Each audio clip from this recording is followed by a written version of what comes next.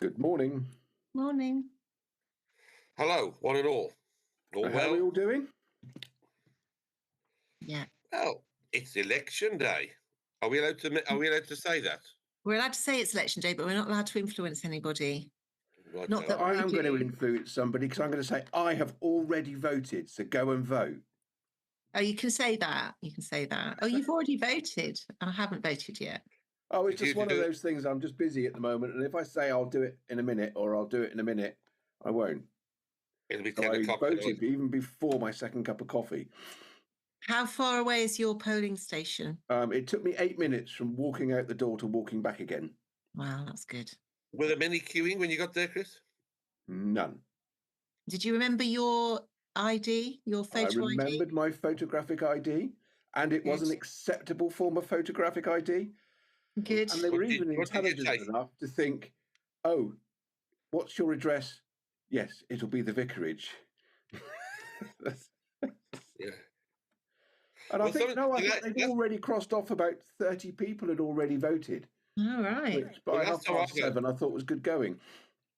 when I voted in the local elections, I walked in with my photo ID, and the lady said, "Davey, can I see your picture?"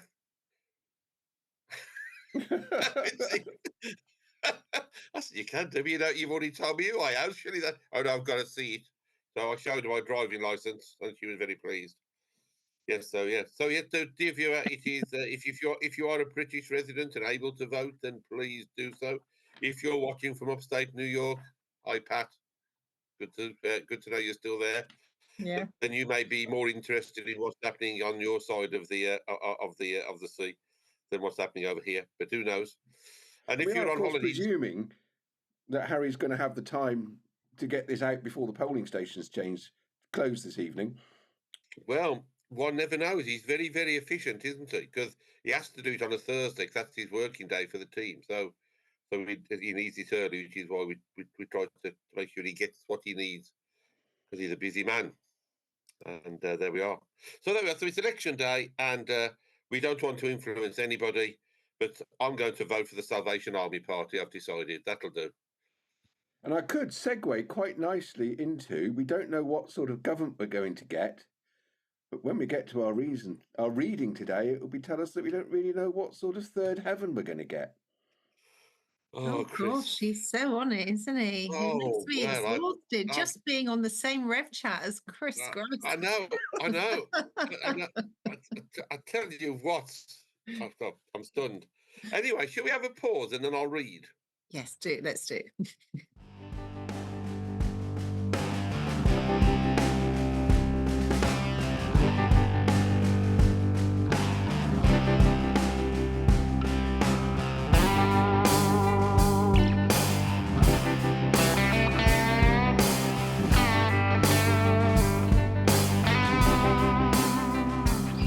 Decided, Divya, to go with a reading again, following on, I think, from last week when we talked from the Paul's second letter to those Christians in Corinth. So it's from chapter 12, and I'm going to read verses 2 to 10. I know a person in Christ who 14 years ago was caught up to the third heaven. Whether in the body or out of the body, I do not know. God knows.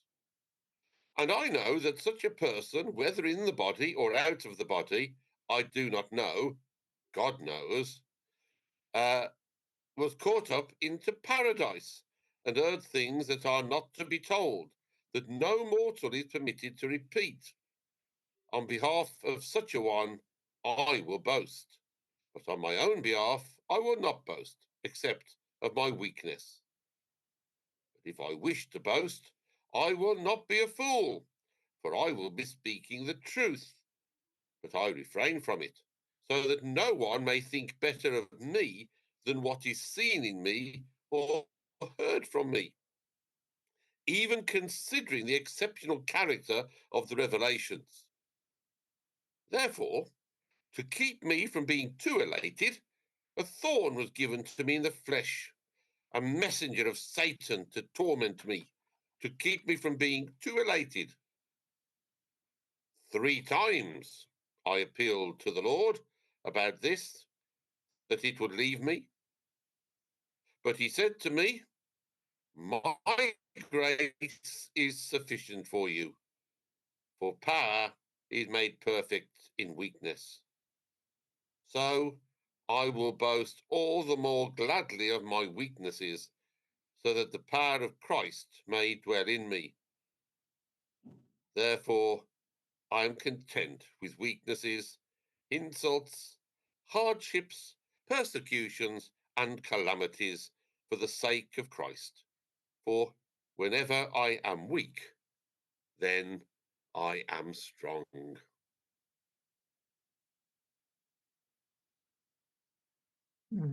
That's stunned you both into silence, hasn't it? Well, can I just say to all the viewers that this was their choice, this reading, not mine. Oh, Debs, don't try to get going. It's actually the perfect story about myself, I think, really. Well, it's got, yeah, I don't know. I don't know, but God knows. And 14 years ago today was the day I was interviewed here. So really? I was torn up into a is a third heaven a bit like the U3A? Yeah, I'm not quite sure. Yeah. Is it the third way? Yeah. I was just reading it all as a bit of a cop-out. You know, why does God allow suffering? Why won't God heal my whatever his wound was? Yeah. Oh well, he hasn't. He hasn't done it because he isn't that good a God. So, and here's my excuse, because he just says my grace is sufficient. So it's actually here Paul completely dodging the subject of why does God allow suffering? Because, like all of us, he doesn't have the answer, does he? But isn't that quite reassuring? Yeah, well, I think it is reassuring to talk about our weakness, because I don't think it's very easy to accept that sometimes. But what he's saying, I think, is that, you know, you've got to accept your limitations, and my grace is sufficient for you, I think, is the little nub of the whole thing for me. You know, it doesn't depend on us at all, does it? However much we think it does. And when things go, when things are difficult, you know, it doesn't all stop with us. I think it's got some good things in it, but it does sound like some strange tale, and especially the way that David read it. It could have been a scene out of Lord of the Rings. Yeah, it was. It is. I mean, I love the bit about, you know, and the person with all this problem was, I know a person who had got all this going on, but they were caught up in paradise, obviously a direct reference to Christ's suffering on the cross. But then, of course, you bring into question the whole theological understanding of what is paradise. Yeah, but it's also like Chinese whispers, because he goes on, he says, I do not know, but God knows. I do not know, but God knows. And it's like, it's a little riddle, really. It is. It's almost not Paul. It doesn't sound like, it? No, it doesn't sound, it sounds more like the Lord of the Rings. The Rings. Well, there we are. There we are. I don't like the Lord of the Rings. In fact, I remember going to the cinema to see it and falling asleep. I was so bored. Well, I'm not a fan. I haven't read it. I haven't read The Hobbit even. But I've read them, just about. But no, it is about, yeah, Paul's suffering, and he's very good at writing about his suffering over the time in his letters, isn't he? He reminds us that he has suffered for the Lord, and we've got to do that. And I think that's, you know, if we understand what he means by suffering, he uses the analogy there, doesn't he? Of, I had the thorn, and I kept going to God and saying, "Please take this pain, this suffering from me," or whatever it may be. And Paul's very good, but it's also in some way for me, it's about a vision, you know, getting towards a vision and a revelation about what God actually is and what he actually does for us. And that we're not alone in all these sufferings and hardships and calamities, as he talks about in other parts of his letter. Yeah. I think I had a conversation yesterday with somebody who was unsure about blaming God for a member of their family being seriously ill. And, you know, like you say, it's very easy to think, oh, if we're Christians, oh, God's a good God, so if you say your prayers enough, you will be healed and live a perfectly healthy life, and you won't suffer. And actually, I don't think I've ever seen a God like that. I mean, I take God more a case of he's a God who's with you with whatever happens in life. And those that I see triumphing in life are actually those who use God to triumph in their suffering, to be with them and their presence and their peace. And you can meet some seriously ill people, but the joy in their heart and the peace that they have with it is inspiring. Did you hear that man on the Today programme this morning from Jersey? I did, Deb. I was just going to mention that. That was absolutely unbelievable, wasn't it? So he's dying. He's probably only got days to live.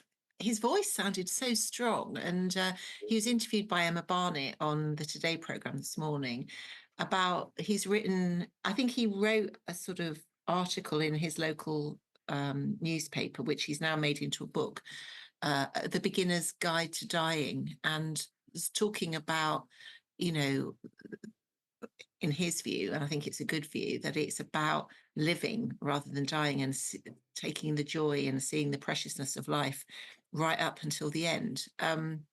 He was really brilliant. And it made me think, and I often do think this, that, sometimes when people think about suffering and death in theory, they can sort of go with it. Everyone knows there's suffering and death in the world, and people go with it. But when it hits them, it's strange to me how then some people say, "Oh no, God's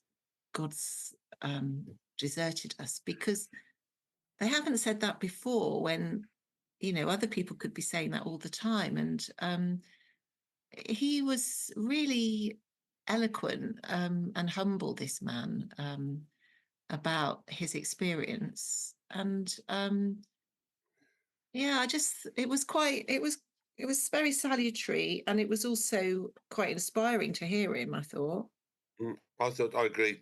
He'd written it in the Jersey Post, hadn't he? Yeah. He lived on Jersey. Yeah, it was the most well. It certainly puts your own mind in perspective, doesn't it? Yeah. And I think in a way he trumped Paul, because Paul does go on about his thorn a lot, whereas this man, does. I mean, obviously, sorry, Paul, you are great, obviously, but it was quite refreshing, because he was, he said, he talked about feeling sad for his family. He knew that it was going to be difficult for them when he dies, but he actually was at peace, really at peace, which I think must be helpful to see that. Yeah, exactly. I think also, which I thought was really interesting, is that he said that he'd worked as an aid worker for a long time. And so he'd lived in places where people were right up against death all the time. He'd worked in Gaza and Rwanda and other places. And I think he was saying our Western way of looking at life and death, falls short sometimes. And I think perhaps he'd gathered a lot from his experiences of being with people who are right up against it. So, yeah. And there was you saying you haven't chosen this passage, Deb, and you've got an awful lot of really good stuff to say about it. Yeah, thank you. Well, I always bow to the wisdom of my seniors in Chris and David. So, of course, they have chosen the right way as ever. So I bow to you. Deb, don't, please, because all you're doing is giving me a thorn to continue. Don't to keep this up.